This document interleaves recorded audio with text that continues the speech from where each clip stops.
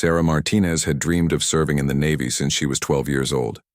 Growing up in a small town in Texas, she watched her older brother return from his deployment with stories of honor, duty, and brotherhood.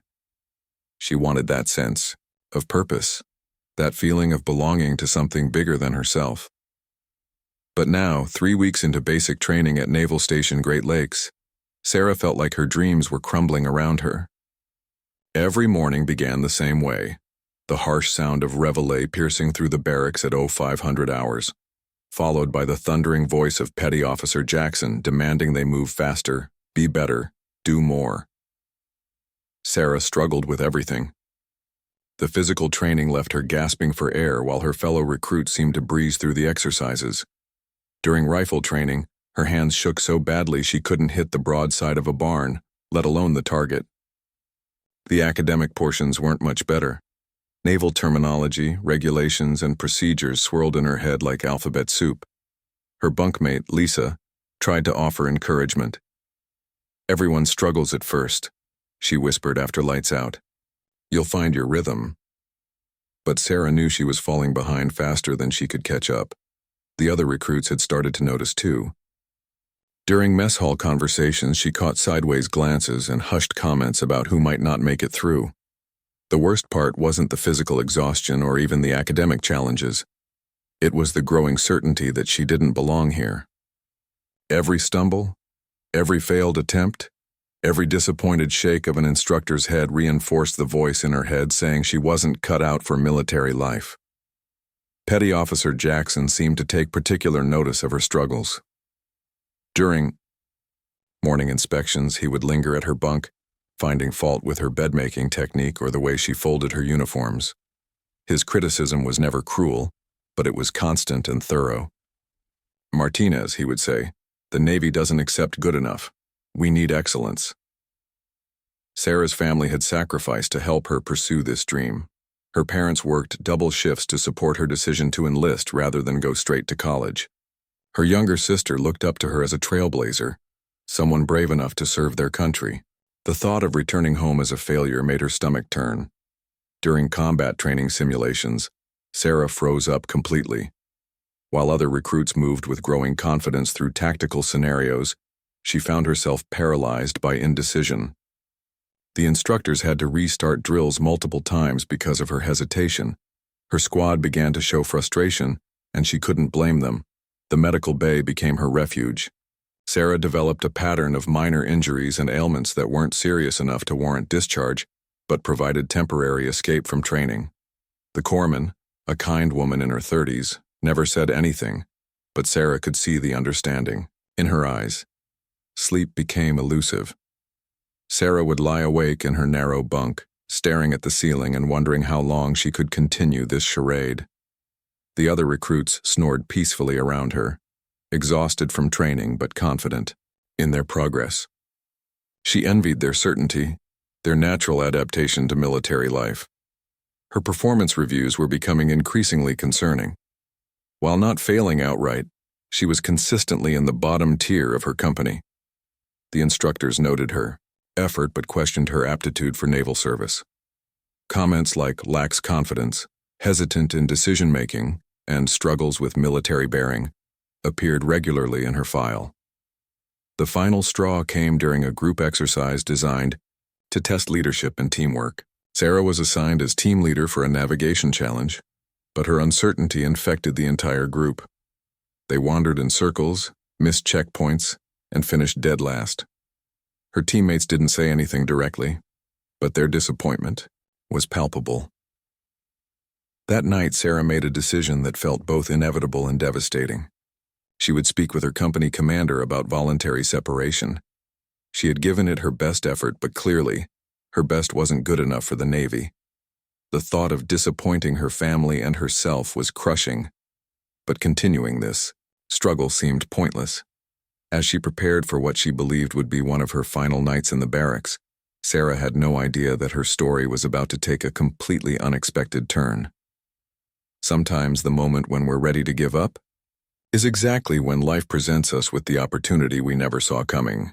The mess hall buzzed with its usual chaos of clattering trays and overlapping conversations, when Sarah noticed the stranger.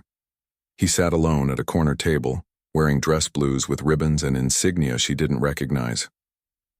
Unlike the instructors, who moved with practiced authority, this man possessed something different, a quiet intensity that seemed to command respect without demanding it. Sarah was picking at her scrambled eggs, her appetite gone as she rehearsed the conversation she planned to have with her company commander after breakfast. She had written and rewritten her request for voluntary separation 3 times, each draft feeling more final than the last. Her decision was made, but the execution felt impossible. The stranger's presence became more noticeable as breakfast progressed. Other recruits whispered among themselves, trying to identify his unit and rank. His uniform was immaculate, but it was his bearing that set him apart. He moved with the fluid confidence of someone who had tested himself in ways most people never would. After finishing his meal, the stranger approached the table where Sarah sat with her squad. Her teammates straightened instinctively, recognizing authority even when they couldn't identify its source. "Martinez," he said, his voice carrying the weight of command despite its conversational tone. "Walk with me." Sarah's blood ran cold. How did he know her name? Had word of her planned separation already reached other departments? She followed him outside, her mind racing with possibilities, none of them good. The morning air was crisp and other recruits moved purposefully between buildings, focused on their daily training schedules. "I've been watching your company train," he said without preamble. They walked slowly along the path between barracks, his pace measured and deliberate. "Your instructors speak highly of your effort, but they're concerned about your confidence." Sarah's cheeks burned with embarrassment. Even strangers were discussing her failures. "I'm doing my best, sir," she managed, though the words felt hollow. Her best obviously wasn't enough, and everyone seemed to know it. He stopped walking and turned to face her directly. For the first time, Sarah got a clear look at his face. He was probably in his late 20s, with intelligent eyes that seemed to see everything. His uniform bore the trident insignia of a Navy SEAL, though Sarah didn't immediately recognize its significance. "You're best in the wrong environment," he said. "I've seen 100 recruits like you. People who struggle in basic training but excel when given real purpose. The question is whether you're willing to discover what that purpose might be." Sarah felt confused and slightly defensive. Was this some kind of counseling session? Another attempt to help her find her place in a system where she clearly didn't belong? "With respect, sir, I don't think I'm cut out for this. I've been considering requesting separation." His expression didn't change, but something shifted in his eyes. Disappointment, maybe, or recognition of a familiar story. "Before you make that decision, I want you to consider an alternative. There's a training exercise happening next week that could use additional personnel. It's different from what you've been doing here." The vagueness of his offer made Sarah suspicious. Military life had taught her that when superiors were deliberately unclear about assignments, those assignments were usually unpleasant. "What kind of exercise?" she asked. "The kind that tests who you really are, not just how well you can follow basic training protocols," he replied. "It's voluntary, and if you participate, you'll understand whether you belong in the Navy or whether the Navy just hasn't found the right place for you yet." Sarah struggled to process this unexpected turn. She had prepared herself for failure and separation, not mysterious offers from Navy SEALs.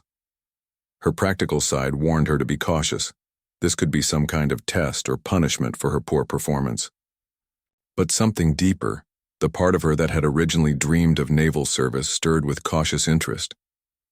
"Why me?" she asked. "My performance has been terrible. My instructors probably wish I would just quit and save everyone the trouble." For the first time, he smiled slightly. "Because sometimes the people who struggle most with artificial constraints are the ones who thrive when faced with real challenges. Basic training is designed to break you down and rebuild you according to standard specifications. But not everyone fits standard specifications." The conversation was unlike any Sarah had experienced during her time at Great Lakes. No one had ever suggested that her struggles might indicate anything other than failure. The possibility that her difficulties could somehow be reframed as potential felt both impossible and irresistible. What would I have to do? She heard herself asking, surprising herself with the question. Minutes ago, she had been ready to quit. Now she was considering diving deeper into the unknown. Show up ready to be challenged in ways basic training never has, he said. Show up ready to discover what you're actually capable of when the stakes are real and the mission matters. As they walked back toward the barracks, Sarah felt something she hadn't experienced since arriving at boot camp: genuine curiosity about what came next. She still didn't understand what this stranger was offering, but for the first time in weeks, she wasn't focused solely on her failures. The Navy SEAL handed her a folded piece of paper before they parted ways. Think about it tonight, he said. If you decide you want to know what you're really made of, be at the coordinates on that paper at 600 tomorrow. Come prepared for anything. Sarah clutched the paper, feeling its weight despite knowing it was just standard military stationery. Inside that fold might be her last chance to prove she belonged in the Navy, or it might be the final confirmation that she should return to civilian life. Either way, she wouldn't know until she decided whether to show up. Sarah barely slept that night. The folded paper lay on her small nightstand like a challenge she couldn't ignore. Every time she drifted off, she would wake with her heart racing, replaying the conversation with the Navy SEAL. Her bunkmates slept peacefully around her, unaware that her entire military future might depend on a decision she had to make before dawn. At 05:30, she made her choice. Moving quietly through the dark barracks, Sarah dressed in her training uniform and gathered her gear. The coordinates on the paper led to a section of the base she had never seen before, beyond the main training facilities near the water where maintenance buildings dotted the shoreline. The morning air carried the scent of lake water and diesel fuel. Sarah's footsteps echoed off the concrete as she made her way through the unfamiliar area, following the numbers until she found the designated building. It looked abandoned from the outside, with no signs or identifying markers. At exactly 0600, she knocked on a side door marked only with the building number. The Navy SEAL opened it immediately, as if he had been waiting and watching. "You came," he said, and Sarah detected approval in his voice. Behind him, she could see several other personnel moving around in what appeared to be a staging area. "I'm still not sure what I'm getting into," Sarah admitted as she followed him inside. The interior had been converted into something resembling a tactical operations center with maps, communication equipment, and gear staged along the walls. It looked nothing like the sterile training facilities she was used to. 3 other people were already present, 2 men and 1 woman, all wearing different uniforms and ranks. Sarah recognized none of them, but their bearing suggested they were all seasoned military personnel. They looked up as she entered, evaluating her with professional interest. "This is Martinez," the SEAL announced to the group. "She's volunteered for the exercise." The way he said volunteered made Sarah wonder exactly what she had gotten herself into. The other personnel nodded acknowledgement but didn't seem particularly interested in small talk. "What exactly is this exercise?" Sarah asked, looking around at the equipment and maps. Everything seemed more serious and organized than typical training scenarios. There was an energy in the room that felt different from basic training, focused and purposeful rather than educational. "Practical application," the SEAL replied. "Instead of simulating military operations, you're going to assist with a real one. Nothing classified or dangerous, but actual work that needs to be done." He gestured to a large map spread across a central table. "We need to conduct surveillance and intelligence gathering on a suspected smuggling operation in the area." Sarah's heart rate spiked. This wasn't training at all. It was actual military work. The kind of thing she had imagined when she enlisted but never expected to encounter during basic training. "Are you sure I'm qualified for this? I mean, I'm failing most of my regular training." The woman who wore the insignia of a Marine Corps sergeant spoke up. "Traditional training measures your ability to conform and follow established procedures. This measures your ability to think, adapt, and perform when the procedures don't exist yet." Over the next hour, Sarah received a briefing unlike anything from her basic training classes. Instead of memorizing regulations and practicing drills, she learned about actual intelligence gathering techniques, surveillance protocols, and communication procedures. The information was practical and immediately applicable rather than theoretical. Her role would be support and observation, while the experienced personnel handled the technical aspects of the operation. Sarah would help with logistics, maintain communication watches, and serve as an extra set of eyes during surveillance activities. It sounded both exciting and terrifying. The first day of the exercise involved setting up observation posts along the waterfront. Sarah found herself partnered with the Marine sergeant, who introduced herself as Rodriguez. Unlike Sarah's basic training instructors, Rodriguez treated her as a junior colleague rather than a student to be molded. The key to good surveillance is patience and attention to detail, Rodriguez explained, as they positioned themselves in an abandoned warehouse with a clear view of the suspected smuggling location. You're not looking for dramatic action. You're looking for patterns, inconsistencies, anything that doesn't fit normal activity. Sarah discovered she had a natural aptitude for observation work. After hours of watching the target location through binoculars, she began to notice subtle patterns in the way people moved, when certain vehicles appeared, and how activities changed throughout the day. Her basic training struggles with physical fitness and military protocols seemed irrelevant here. When she spotted an unusual meeting between two individuals who had arrived separately but left together, Rodriguez nodded approvingly. Good catch. That's exactly the kind of detail we need to document. Sarah felt a surge of confidence she hadn't experienced since arriving at boot camp. The communication responsibilities also suited her well. Maintaining radio contact with other observation posts required clear, concise reporting and the ability to stay alert during long periods of routine monitoring. Sarah found herself settling into the rhythm of real military work in a way that classroom instruction had never achieved. By the end of the first day, Sarah felt energized rather than exhausted. The work was demanding and required intense concentration, but it felt meaningful in a way that basic training exercises never had. She was contributing to something real, using skills that mattered beyond passing tests or meeting training standards. Rodriguez noticed the change in her demeanor. "How does this compare to your regular training?" she asked as they packed up their equipment. "It's completely different," Sarah replied. "In basic training, I always felt like I was pretending to be a sailor. This feels like I actually am one."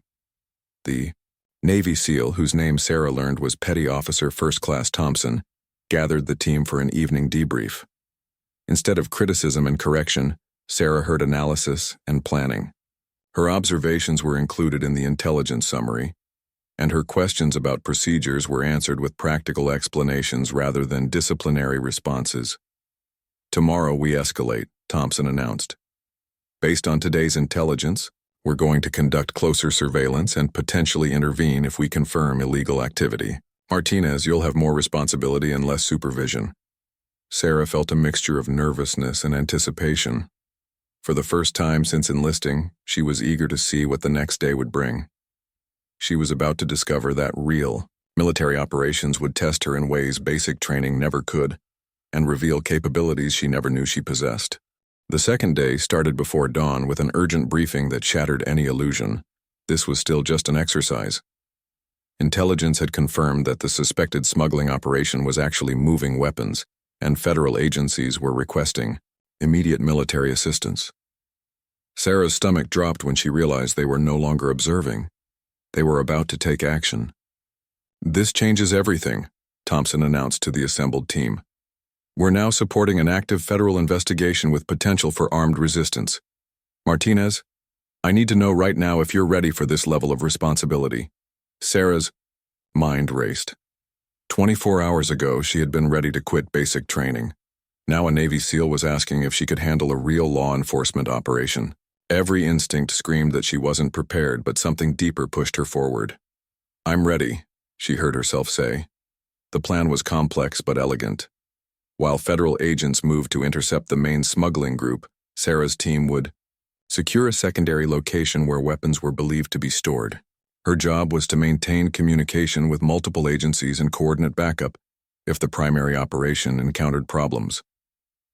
Rodriguez helped Sarah check her equipment one final time. Unlike basic training gear, everything they carried had immediate practical purpose. The radio wasn't for practice drills, it was for calling real backup. The body armor wasn't for training exercises, it was protection against actual weapons. "Remember everything we practiced yesterday," Rodriguez said. "Stay calm, communicate clearly, and trust your instincts. You've already proven you can handle observation and analysis. This is just the next step." The team moved out in 2 vehicles toward the target location, a seemingly abandoned marina about 10 miles from the base. Sarah rode with Thompson, trying to control her breathing as they approached what might become her first real military operation. The familiar landscape of the training base gave way to civilian areas she had never seen. "How do you know I won't freeze up?" Sarah asked Thompson during the drive. "In basic training, I panic during every simulation. What if I do the same thing when it really matters?" Thompson glanced at her through the rearview mirror. "Because simulations test your ability to imagine consequences. Real operations test your ability to respond to them. You've spent 3 weeks proving you can't fake being a sailor. Let's see how you do at actually being one." The marina looked exactly as their intelligence had described: run-down buildings, a few old boats, and very little legitimate activity. But as they established their positions, Sarah noticed details that hadn't appeared in their briefings. Fresh tire tracks in areas that should have been unused, new locks on old buildings, signs of recent electrical work in structures that appeared abandoned. Her radio crackled with updates from the primary operation. Federal agents had made contact with the main smuggling group, and initial reports suggested cooperation. But Sarah's team was discovering that their secondary location was more active than expected. Through her binoculars, she watched several individuals moving equipment between buildings with obvious urgency. "Base, this is Team 2. Sarah spoke into her radio with growing confidence. "We have eyes on multiple subjects at the secondary location. They appear to be accelerating their timeline, possibly in response to the primary operation." Thompson nodded approvingly at her clear professional communication. But their situation was about to become significantly more complicated. One of the subjects Sarah had been watching suddenly pointed in their direction and began speaking rapidly into a cell phone. "We're compromised," Rodriguez announced. "They've spotted our position." What happened next unfolded with terrifying speed. The subjects at the marina began moving with obvious coordination, some disappearing into buildings while others took positions that suggested defensive preparation. Sarah's radio exploded with chatter from multiple agencies as the coordinated operation began falling apart. "Team 2, be advised the primary operation has encountered armed resistance," came the urgent update from base. "Federal agents are requesting immediate backup, and we have reports of weapons fire." Sarah felt the familiar paralysis beginning to creep over her, the same freezing sensation that had plagued her throughout basic training. But this time, instead of wondering what she should do, she found herself analyzing what needed to be done. People were in danger, and her team had information and capabilities that could help. "I can get closer to those buildings," she told Thompson. "If they're moving weapons or destroying evidence, we need to document it before backup arrives." Thompson looked at her sharply. "That's not your assignment, your communication and observation only." But Sarah was already moving, her training finally clicking into place, not because she was following procedures, but because the procedures suddenly made sense. She low-crawled toward a position with better visibility, while maintaining radio contact with both her team and base operations. From her new position, she could see inside one of the marina buildings through broken windows. What she observed made her blood run cold. Multiple individuals were preparing weapons and discussing what sounded like plans to ambush approaching law enforcement. This wasn't just smuggling, it was about to become a firefight. "Base Team 2, this is Martinez." She spoke urgently into her radio. "I have eyes inside the target building. Multiple armed subjects are preparing defensive positions and discussing plans to engage incoming law enforcement. Request immediate tactical support." Her radio crackled with acknowledgments from multiple agencies, and Sarah realized that her observations were being used to coordinate the response of federal agents, local police, and military backup. For the first time in her military career, her performance was directly affecting the safety of other service members. The situation escalated rapidly from there. Instead of surrendering to approaching law enforcement, the smuggling group decided to fight. Sarah found herself in the middle of her first real firefight, using every skill she had struggled to learn in basic training, but now with life or death, consequences that made everything crystal clear. As gunfire erupted around the marina, Sarah discovered that all her training failures had been preparing her for this moment, when training became reality, and her instincts finally had a real purpose: to guide them. The first gunshots cracked through the air like thunder, and Sarah's world changed forever. Instead of the panic she expected, she felt a strange clarity settle over her. Every movement became deliberate, every decision focused on the immediate needs of survival and mission success. From her concealed position, Sarah had become the eyes and ears for multiple law enforcement teams converging on the marina. Her radio chatter guided federal agents away from prepared ambush positions and helped coordinate the approach routes for backup units.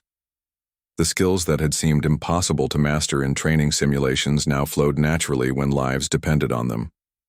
"Base Martinez," she spoke into her radio while bullets whistled overhead. "Armed subjects have positioned themselves in buildings A and C with overlapping fields of fire on the main approach. Recommend flanking approach from the water side, where they have limited visibility." Thompson, who had initially ordered her to maintain a safe distance, now found himself relying on her forward position for tactical intelligence. "Outstanding work, Martinez. Federal agents are implementing your recommendations. What's your current status?" Sarah assessed her situation quickly. She was pinned down behind a concrete barrier about 50 meters from the main building. Close, enough to observe but far enough to avoid direct engagement. The smugglers were clearly more organized and better armed than anyone had anticipated, but their focus on defending against the main approach had left blind spots that could be exploited. "I'm secure but mobile," Sarah reported. "I can move to different observation points as the situation develops." Rodriguez's voice came through the radio with obvious concern. "Martinez, your job is intelligence gathering, not tactical maneuvering. Stay put and keep reporting what you see." But Sarah was already moving, staying low and using the natural cover of abandoned boats and equipment to reposition herself where she could observe a different angle of the operation. Something her instructors back at basic training had never been able to teach her was now driving her forward. The understanding that in real combat, initiative and adaptation mattered more than following predetermined procedures. From her new position, Sarah spotted something that changed everything. Through a gap in the building's sidewall, she could see that the smugglers were preparing to destroy evidence, computers, documents, and what appeared to be detailed records of their weapons trafficking network. If they succeeded, months of federal investigation would be lost. "All units, Martinez," she broadcast on the primary tactical frequency. "Subjects in Building A are preparing to destroy evidence, large amounts of documentation and computer equipment. If we don't secure that building soon, we lose everything." The radio crackled with urgent responses from multiple agencies. The Federal Operation Commander came on the frequency personally. "Martinez, this is Agent Williams. Can you estimate how much time we have before evidence destruction is complete?" Sarah studied the activity inside the building through her binoculars. Men were pouring gasoline over papers and equipment, while others maintained defensive positions. "Based on their preparation, I estimate less than 10 minutes before they start burning everything." What happened next tested every aspect of Sarah's training and character. Agent Williams requested that she continue observing and reporting while federal agents attempted a coordinated assault on the building. But the smugglers' defensive positions were too strong, and the first assault wave was forced to withdraw, under heavy fire. "We can't get close enough," Agent Williams reported grimly. "They've got the approaches covered too well. Martinez, we need to know if there are any alternative entry points you can observe from your position." Sarah studied the building carefully, noting details that hadn't been visible from their original observation posts. There was a loading dock on the water side that appeared to be unguarded, and what looked like a service entrance that the defenders might have overlooked in their focus on the main approaches. "Agent Williams, I see two possible alternatives," she began, but was interrupted by an explosion from inside the building. Smoke began pouring from the windows as the evidence destruction began in earnest. Without conscious thought, Sarah made a decision that would have been impossible during basic training. but seemed inevitable now. "I'm going to create a distraction," she announced on the radio. "If I can draw their attention to my position, it might give the assault team an opening." "Negative, Martinez." Thompson's voice cut through the radio chatter. "You are not authorized for direct engagement. Maintain observation only." But Sarah was already moving, using her knowledge of the smugglers' positions to approach from their blind spot. Instead of the hesitation and second-guessing that had plagued her in training, she found herself thinking several moves ahead, anticipating how the defenders would react and positioning herself to exploit their responses. She began by throwing rocks at the building from one position, then quickly moving to another location and doing the same thing. The defenders, already on edge from the federal assault, began firing at shadows and suspected positions. Their discipline broke down as they tried to respond to threats from multiple directions. "Now," Agent Williams shouted into his radio. "All units, execute assault while they're distracted." Sarah watched from concealment as federal agents successfully breached the building from two different directions, overwhelming the confused defenders before they could complete the evidence destruction. Her improvised distraction had worked. But more importantly, she had discovered something about herself that basic training had never revealed. When the immediate danger was over and the suspects were in custody, Thompson found Sarah still monitoring the situation from her concealed position. Instead of the criticism she expected for disobeying orders, she saw something in his expression she had never encountered before: professional respect. That was either brilliant tactical thinking or complete recklessness, he said. But it worked, and it may have saved this entire operation. Sarah felt exhausted but oddly energized at the same time. "I don't know what came over me," she admitted. "In basic training, I can't make a decision to save my life. But when it actually mattered, everything just seemed clear." Rodriguez joined them as the tactical teams completed securing the area. "Some people are built for real situations rather than artificial ones," she observed. "Training environments test your ability to imagine consequences. Real operations test your ability to accept them and act anyway." As they prepared to return to base, Sarah realized that everything about her military experience was about to change. She had proven something to herself and others that basic training scores could never measure. That when the stakes were real and the mission mattered, she could perform at levels she never knew she possessed. The drive back to base was quiet, but Sarah's mind raced with implications. She was no longer the failing recruit who had been ready to quit just 2 days earlier. She was a sailor who had performed under fire and contributed to a successful federal operation. But the biggest test was still ahead, proving that this wasn't just a lucky moment, but a revelation of her true military potential. The morning after the Marina operation, Sarah woke up expecting everything to return to the familiar routine of basic training failures. Instead, she found a message waiting for her to report to the base commander's office immediately after morning formation. Her stomach churned with possibilities: disciplinary action for her unauthorized tactical initiative, or worse, separation proceedings for her previous training difficulties. The walk across base felt like a march to judgment. Other recruits stared as she passed, having heard rumors about her involvement in some kind of special operation. Sarah's company mates whispered among themselves, trying to understand how the recruit who couldn't pass basic training had somehow gotten involved in real military operations. Petty Officer Jackson intercepted her outside the commander's building.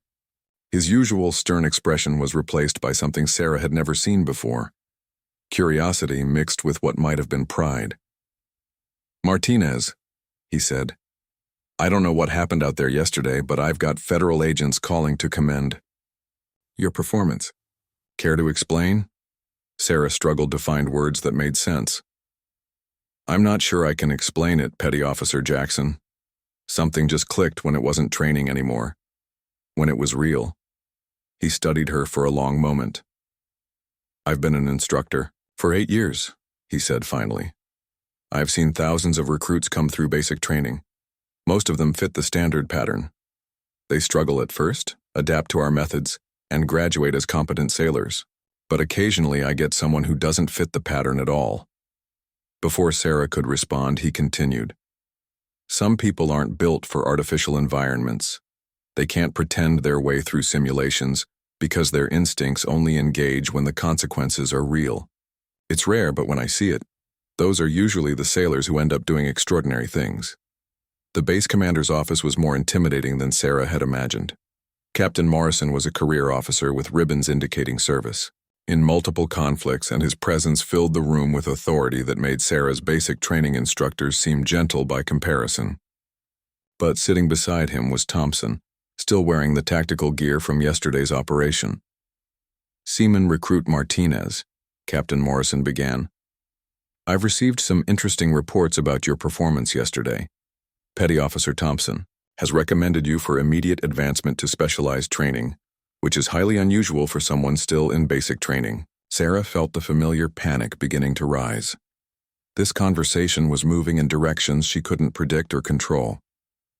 "Sir, I'm still struggling with basic training requirements. My academic scores and physical fitness tests are below standard." Captain Morrison exchanged glances with Thompson before responding. "Your basic training scores measure your ability to conform to standard military protocols under artificial conditions. Yesterday's operation measured your ability to think, adapt, and perform under actual combat conditions. The two don't always correlate." Thompson opened a folder and placed several documents on the captain's desk. Martinez demonstrated tactical awareness, initiative, and communication skills that exceed many experienced personnel.